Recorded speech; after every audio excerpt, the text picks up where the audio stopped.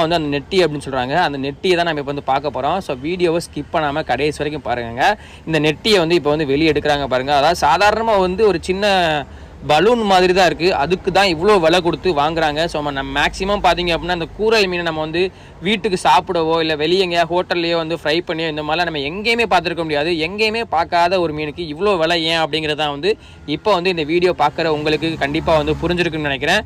So நிறைய பேர் இந்த மீனை பற்றி நம்ம பேசும்போது, அதே மாதிரி கடற்கரை பகுதியில் நம்ம ஃபிஷர்மேன் லைனில் வந்து வெளியில் சொல்லும்போது நிறைய பேர் நம்புறதில்ல. ஸோ அதுக்காக தான் வந்து அந்த நெட்டி எப்படி இருக்குது, அதை வந்து என்ன பண்ணுவாங்க மக்களே. முக்கியமாக பார்த்தீங்க அப்படின்னா இந்த ஒரு மீனுக்கு மட்டும் ஆண் மீன் தனியாக பெண் மீன் தனியாக அப்படின்னு சொல்லி ஏலம் நடக்குங்க. அதாவது ஆண் மீனுக்கு வேறு ரேட்டு, பெண் மீனுக்கு வேறு ரேட்டு வைப்பாங்க. ஆண் மீன் வந்து பெண் மீனை விட விலை அதிகமாக போகும். அதனால வந்து பார்த்தீங்க அப்படின்னா ஆண் பெண் கண்டுபிடிச்சி தான் வந்து ஏலம் போடுவாங்க. ஸோ மற்ற மீன்களை வந்து நம்ம அப்படியே எடுத்து பேக் பண்ணி அனுப்புவாங்க. ஆனால் இந்த மீனை மட்டும் பார்த்தீங்க அப்படின்னா வாங்கி அதோட நெட்டியை